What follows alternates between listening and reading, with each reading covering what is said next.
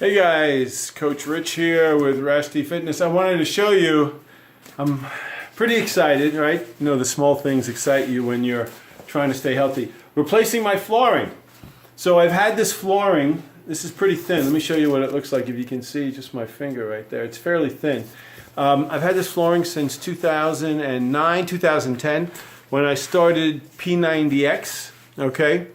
And it did well for me, although, you know, after so many years of doing P90X, P90X2, 3, T25, Insanity, and Max 30, all the programs from Beachbody, as well as some other things I was doing, just even, you know, wear and tear and so on, the fingers became loose, right? I had to start using crazy glue to lock them in place. They started pulling up under high movements, you know, doing planks, burpees, and so on. And it was just time, right? So in 2009, early 2010, when I got this, I paid for 80 square feet. So 80 square feet was about like $110, something like that. And I got the new one, and let me show you the new one. So this is the old one, let me show you the new one. It's pretty cool. It has gray on one side and a darker, almost like a charcoal black on the other, right? So it's lighter on one side. So if you wanted to make fancy patterns, but here's the thing. Let me show you. Twice as thick. It's twice as thick because there's two colors, a gray and a charcoal, but it's twice as thick as the old one. Here, let me get rid of that old one. So I'm putting this in, and I'm doing that for two reasons. One, like I said, the other one wore out, but it's important to have, you know, the padding is thick padding. For myself, I'm 52. There's a lot of mileage on my knees and ankles. I have arthritis in both, and they hurt, you know, like the dickens all the time. So having some better padding will certainly help. And let me just show you what it looks like. So I'm putting it down, I'm almost done. But I didn't waste the other one, I didn't throw it away. Let me show you over here. So I have here, there's my weight tree and my preacher bench curl, and I put the old one over there, because when I was on the preacher bench all the time, it would slide back and forth because of the concrete. So that's where I'm putting it, and it'll work really well. And let me show you here. So here's the other part of my home gym. There's my Bowflex 1090s. They go up to 90 pounds in the stands. I got some loose dumbbells there. And of course my bench.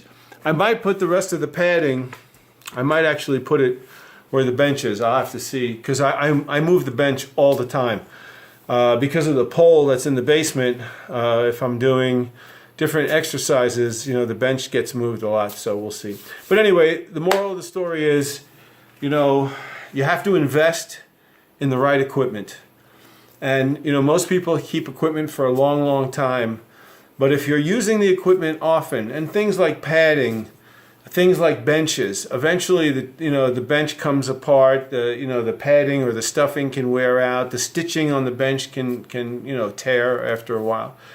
If you're using bands even, if you're using bands, like I have here, I have bands on the pole, okay? And here, that's my pull-up assist bar.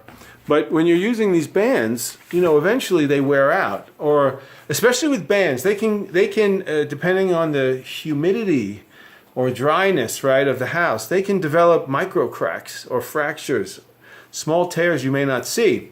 And these tears can really result in unexpected things happening. It's happened to me before. You're pulling on the band and the band breaks.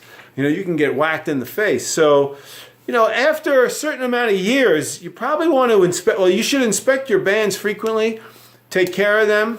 But if you see, you know, those, just like the belts in your car, when they tell you if you see those little, you know, scratches or tears in the belts in your car, it's time to change it. Same thing with bands in the fitness area. If you see those little cracks by the handle or by, you know, areas that get a lot of stress, go get new ones. You know, don't be cheap about that. You don't want to get, the worst thing you can do is be enthusiastic about exercise, get into a nice routine, have a very positive habit that you're exercising, and then because of something as stupid as the band broke, or you're using old equipment that wore out, just like your sneakers, right? Your sneakers wear out, get new shoes.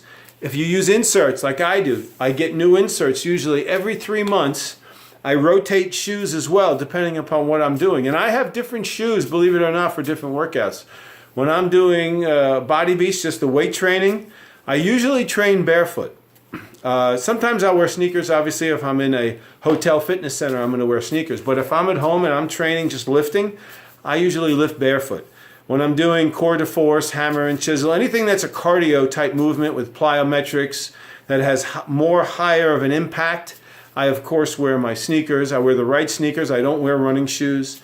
I wear sneakers with the inserts. So it's important, use the right equipment, have the right equipment, maintain the right equipment, and don't be afraid to invest. Again, you don't want to get hurt after you've put all this effort into transforming.